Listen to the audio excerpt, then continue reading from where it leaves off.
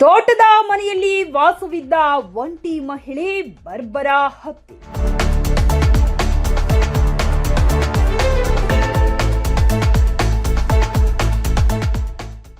ಜಮಖಂಡಿ ತೋಟದ ಮನೆಯಲ್ಲಿ ವಾಸವಿದ್ದ ಒಂಟಿ ಮಹಿಳೆಯನ್ನು ಬರ್ಬರವಾಗಿ ಹತ್ಯೆ ಮಾಡಿರುವ ಘಟನೆಯೊಂದು ಸಾವಳಗಿ ಪೊಲೀಸ್ ಠಾಣೆ ವ್ಯಾಪ್ತಿಯಲ್ಲಿ ಗುರುವಾರ ಸಂಜೆ ನಡೆದಿದೆ.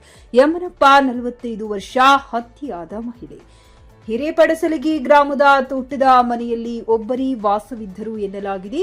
ಗುರುವಾರ ಸಂಜೆ ತೋಟದ ಮನೆಯಲ್ಲಿ ಮಹಿಳೆಯನ್ನು ದುಷ್ಕರ್ಮಿಗಳು ಕೊಚ್ಚಿ ಕೊಲೆ ಮಾಡಿದ್ದು ಎಂದು ಶಂಕೆ ವ್ಯಕ್ತವಾಗಿದೆ. ಸ್ಥಳಕ್ಕೆ ಆಗಮಿಸಿದ ಬಾಗಲಕೋಟೆ ಎಸ್ಪಿ ಸಿದ್ಧಾರ್ಥ ಗೋಯಲ್ ಪರಿಶೀಲನೆ ನಡೆಸಿದ್ದು, ಘಟನೆ ಸಂಬಂಧ ಸಾವಳಗಿ ಪೊಲೀಸ್ ಠಾಣೆಯಲ್ಲಿ ಪ್ರಕರಣ ದಾಖಲಾಗಿದ್ದು, ಕೃತ್ಯವೆಸಗಿದ ದುಷ್ಕರ್ಮಿಗಳಿಗಾಗಿ ತಂಡಗಳನ್ನು ರಚಿಸಲಾಗಿದೆ. ಶೀಘ್ರದಲ್ಲಿಯೇ ಆರೋಪಿಗಳನ್ನು ಬಂಧಿಸುವುದಾಗಿ ತಿಳಿಸಿದ್ದಾರೆ.